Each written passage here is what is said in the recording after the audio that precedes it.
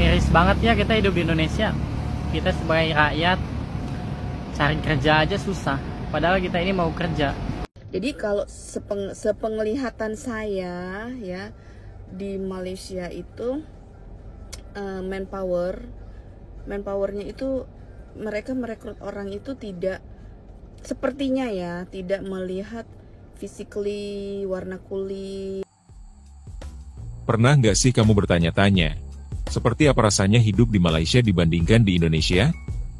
Dua negara serumpun ini seringkali dibanding-bandingkan dalam banyak hal, mulai dari sepak bola, budaya, kuliner, bahkan sampai biaya hidup. Tapi sebenarnya, apa sih yang membedakan hidup di dua negara tetangga ini? Dan benarkah rumput tetangga selalu lebih hijau? Indonesia dan Malaysia punya banyak kesamaan, bahasa, sejarah kolonial, hingga budaya Melayu yang kuat. Betul sekali. Tapi di balik itu, ada perbedaan signifikan dalam cara hidup, sistem pemerintahan, dan bahkan standar pelayanan publik yang kadang membuat warganya saling mengintip. Di sana kayaknya lebih enak ya? Padahal, kenyataannya nggak sesederhana itu. Mari kita bahas dari aspek pertama, biaya hidup. Data Numbeo per Mei 2025 menunjukkan bahwa biaya hidup di Kuala Lumpur secara umum masih lebih tinggi 20-25% dibanding Jakarta, terutama dalam hal sewa tempat tinggal. Namun, pendapatan minimum di Malaysia juga lebih tinggi, sekitar Rp1.500 Malaysia, atau 5 juta rupiah, dibandingkan dengan UMP Jakarta yang berkisar 5,06 juta rupiah. Terlihat seimbang? Tidak juga. Harga kebutuhan pokok di Malaysia lebih stabil, dan subsidi pemerintah cukup terasa. Misalnya, BBM dan bahan makanan pokok masih mendapat intervensi harga dari pemerintah. Tapi sisi lain, pengeluaran transportasi publik di Malaysia cenderung lebih tinggi karena jangkauan LRT atau MRT belum seoptimal yang dibayangkan, dan tarif taksi daring bisa lebih mahal daripada di Indonesia. Fasilitas umum dan pelayanan publik juga jadi poin penting. Rumah sakit pemerintah di Malaysia dikenal punya kualitas yang cukup baik bahkan bagi warga asing, dengan waktu tunggu yang lebih tertib dan sistem antrean yang digital. Di Indonesia, masih banyak rumah sakit rujukan yang kewalahan, walau program BPJS jadi salah satu sistem jaminan sosial terbesar di dunia yang patut diapresiasi. Artinya, Malaysia unggul dalam efisiensi pelayanan, tapi Indonesia punya skala jangkauan yang luar biasa. Lanjut ke pendidikan. Malaysia punya sistem pendidikan publik yang terintegrasi dengan baik, dengan universitas seperti Universiti Malaya dan UKM masuk dalam daftar kampus terbaik dunia versi Quran Surat Rankings. Namun, biaya pendidikan tinggi untuk warga asing sangat mahal. Sementara itu, Indonesia punya jumlah kampus negeri dan swasta jauh lebih banyak, meski dari sisi peringkat global, hanya segelintir yang masuk 500 besar. Tapi jangan lupa, Indonesia punya potensi besar dalam inovasi berbasis komunitas dan digitalisasi belajar yang makin meluas, terutama sejak pandemi. Masuk ke keamanan dan ketertiban. Data dari Global Peace Index 2024 menempatkan Malaysia di posisi 19 dunia, jauh di atas Indonesia yang berada di posisi 47. Artinya, dari sisi keamanan umum dan stabilitas politik, Malaysia dinilai lebih damai. Tapi data ini bukan berarti Indonesia tidak aman, melainkan karena skala wilayah yang luas, disparitas sosial yang tinggi, serta jumlah penduduk yang jauh lebih besar turut memengaruhi penilaian tersebut. Transportasi publik jadi salah satu topik favorit. Malaysia memang sudah memiliki sistem LRT, MRT, dan KTM yang memadai, terutama di wilayah urban seperti Kuala Lumpur. Tapi, jangan langsung iri.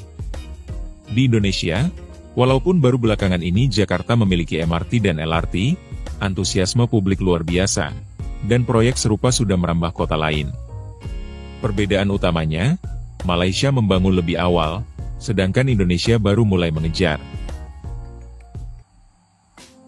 Kehidupan sosial dan budaya juga memiliki nuansa yang khas. Masyarakat Malaysia lebih terbiasa hidup dalam sistem yang terstruktur dan agak formal, sedangkan Indonesia dikenal lebih hangat, cair, dan guyup. Contoh kecilnya, di Indonesia, tetangga masih sering saling bantu urusan rumah tangga, sedangkan di Malaysia interaksi sosial cenderung lebih tertutup dan sopan. Sekarang, soal kesempatan kerja dan karir. Banyak WNI yang merantau ke Malaysia untuk bekerja, terutama di sektor informal atau manufaktur. Namun untuk kalangan profesional, Malaysia menerapkan sistem izin kerja yang lebih ketat. Perusahaan lebih memilih warga negara sendiri atau ekspatriat dengan kualifikasi tinggi. Di sisi lain, Indonesia sedang menikmati bonus demografi, anak muda kreatif bermunculan, startup lokal berkembang, dan ruang kerja digital terbuka lebar. Apa itu berarti Malaysia selalu unggul?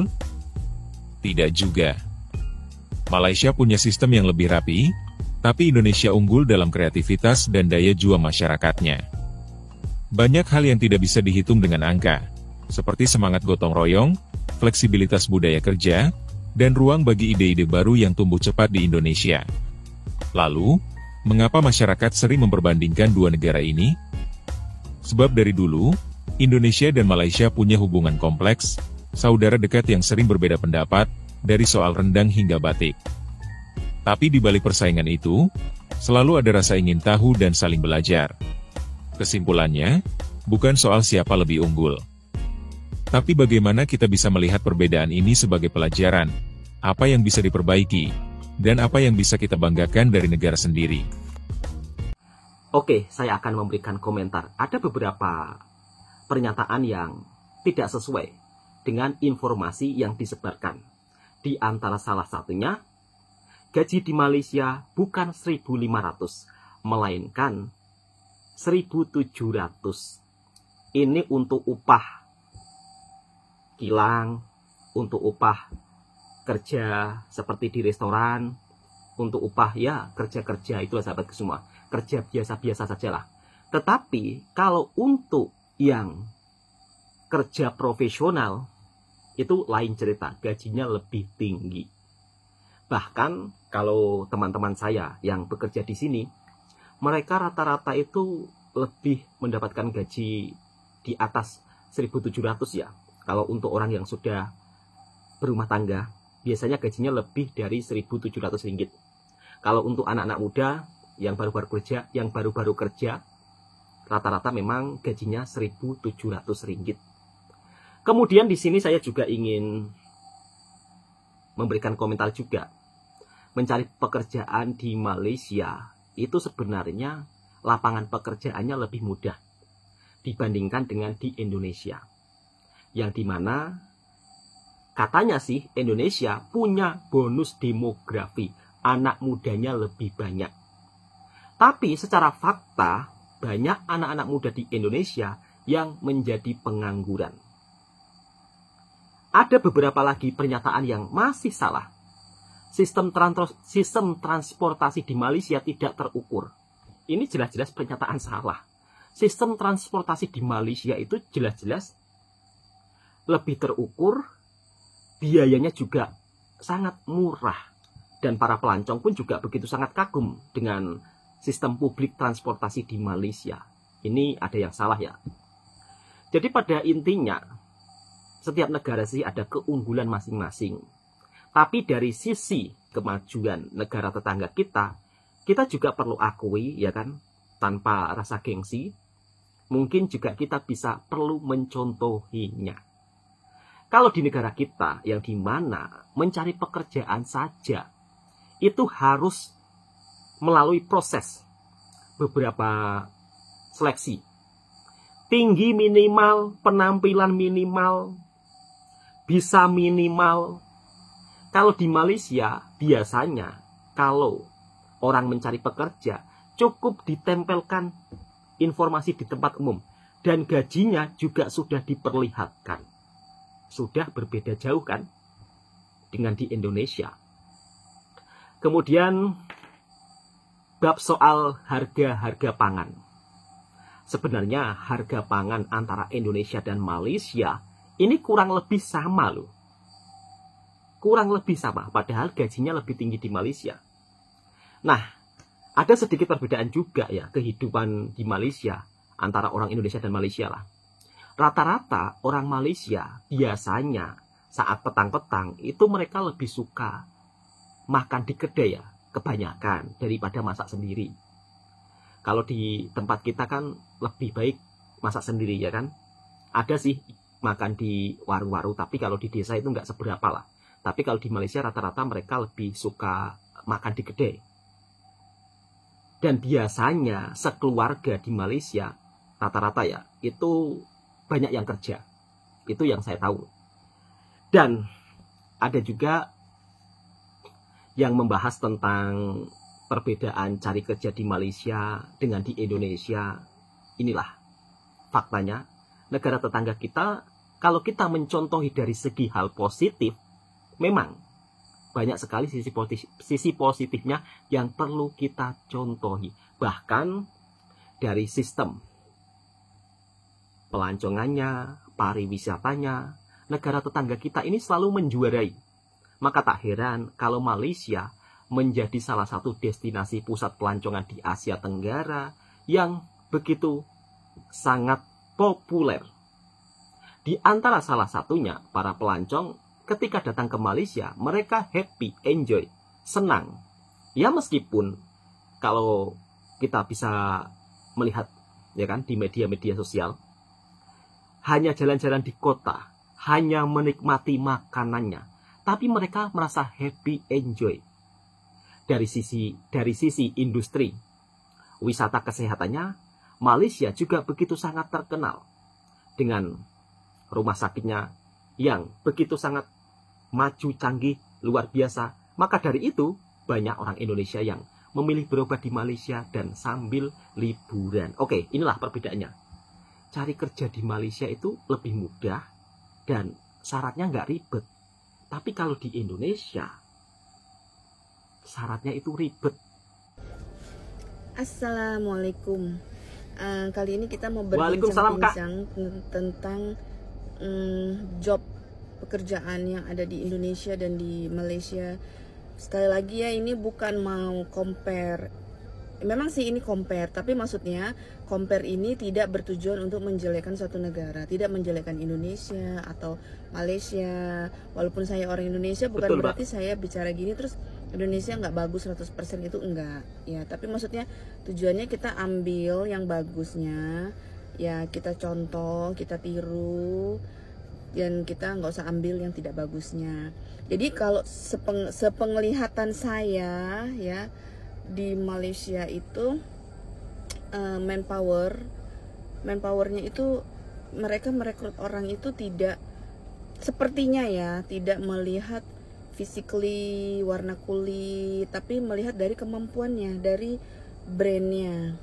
Nah kalau di Indonesia itu yang pertama biasanya kalau ada lowongan pekerjaan, ada job vacancy, itu yang pertama adalah penampilannya menarik. Nah harus menarik dulu. Menarik itu kalau versi Indonesia itu satu, mungkin nggak begitu cantik nggak apa-apa, tapi badannya bagus ya, nggak ada yang gemoy-gemoy gitu. Terus kulitnya bagus gitu. Apalagi kalau misalnya kerjanya di mall, misalnya di jualan iPhone segala macam, itu rata-rata penampilannya menarik. Sementara kalau di Malaysia ya, di Apple Store segala macam, itu karyawannya ada yang gemoy, ada yang kurus-kurus, langsing-langsing, tapi secara fisik itu tidak ada perbedaan. Dan warna kulitnya juga nggak ada. Di Apple Store Malaysia itu mau Chinese, mau India, mau Melayu, mau Japanese, ada semua. Dan ada yang gemoy, ada yang kurus, ada yang kulitnya hitam, ada yang kulitnya putih. Nah itu tidak. Kalau di Indonesia tuh kadang-kadang yang dilihat itu fisiknya dulu, tapi kadang-kadang diajak ngomong suka nggak nyambung. Nah di Malaysia itu mereka smart ya. Kalau saya lihat sih mereka pegawainya smart, pinter-pinter. Di Singapura juga sama gitu ya. Itu cara merekrut mereka tidak melihat dari fisiknya itu. Itu sih yang kelihatan ya. Mungkin sekali lagi ini bukan buat membandingkan, tapi pada kenyataannya sekarang juga banyak warga Indonesia yang komplain terhadap requirement jobnya di Indonesia. Yang akhirnya mereka juga minta usia itu jangan lagi dibatasin. Kemarin-kemarin saya kaget juga baru tahu, ternyata orang kalau mau apply kerjaan itu usia maksimum 25 tahun. Nah, 25 tahun itu baru lulus kuliah aja, lulus university umurnya 22, 23. Tapi maksimum 25. Nah, terus lulus harus langsung kerja, terus experience harus sekian tahun. Lah kapan dia mau mulai bekerja? Sementara dia lulus 23, maksimum 25, pengalaman minimum 5 tahun. Emang dia dari kuliah udah harus bekerja atau dari TK udah harus bekerja gitu. Nah, akhirnya pun kita orang Indonesia pun akhirnya juga keberatan kan. Nah, coba menurut kamu gimana? Miris banget ya kita hidup di Indonesia. Kita sebagai rakyat cari kerja aja susah. Padahal kita ini mau kerja, bukan mau hidup senang ya kan. Tapi ketika kita melihat pejabat-pejabat hidupnya enak dan apa-apa serba terpenuhi, kita sebagai rakyat Indonesia cari kerja gitu biar kita capek. Kita susah dapatnya. Gua udah kelilingin, udah Kerawang, Bekasi, Cikarang dan lain-lain udah keliling, tapi susah banget cari kerjaan kemana. Sekali ada kerjaannya, ada uang administrasi, mana mahal banget lagi. Itu juga belum tentu kerja. Jadi kita sebagai rakyat Indonesia cari kerja buat nyambung hidup aja susah ya kan. Apalagi buat nutupin kepenuhan hidup. Kita cari kerja buat hidup aja susah, apalagi lebih dari hidup. Gimana ya, kita jadi rakyat Indonesia cuman bisa apa sih? Gue bingung ngomongnya juga, udah gak bisa berkata-kata lagi. Karena ya emang susah ini ya kan, kita mau jadi kuli aja susah. Sangat tidak adil meletakkan syarat fisikal atau umur jauh sistem negara Malaysia. Jabatan kosong kerja di Malaysia tiada had umur atau fisikal. Sihat tubuh badan, kalau yang cacat pun diterima bekerja. Tiada dikriminalisasi. Janji rajin yang tidak berpengalaman pun diterima. Kerja ikut jawatan yang di pohon. Lagi satu di Malaysia, syarikat masuk kampung buat interview. Bila tak sesuai kerja 2 hari lepas berhenti minta kerja lain pula. Kalau tak ngam, kerja berhenti, lagi banyak pilihan kerja. Betul. Kalau kita berbicara tentang lowongan pekerjaan di Malaysia itu sebenarnya lebih banyak daripada di Indonesia. Dan ini perlu kita akui sahabatku semua. Nggak perlu gengsi, malu, nggak perlu, ya kan? Oh, di Indonesia juga banyak kerja, orangnya saja yang malas. Jangan berkomentar seperti itu, ya kan? Kalau mungkin Anda saat ini mendapat pekerjaan, ya disyukuri, alhamdulillah. Dan di sini saya juga ingin bercerita, menjadi petani di Malaysia itu kebanyakan rata-rata petani di sini itu kaya-kaya loh, punya mobil mewah, ya karena harga sayur daripada petani itu selalu stabil. Beda dengan di tempat kita, yang dimana ketika petani panen, kadang-kadang harganya itu loh nggak masuk akal. Ini yang mungkin perlu dicontohi juga dari Malaysia, yang dimana Malaysia dalam sistem penerapan harga pertanian pun juga sangat stabil. Memang ada perbedaan jauh, sahabat-sahabatku semua. Info lowongan pekerjaan di Malaysia dengan di Indonesia. Sekali lagi, ini video tentang informasi ya, sahabat-sahabatku semua. Bukannya terus, oh ini jelek-jelekkan negara sendiri, enggak. Kita berbagi informasi. Dan ini sesuai fakta. Bahkan ada mas-masnya yang sampai-sampai mengeluh kebingungan mencari susahnya menjadi pekerja di Indonesia.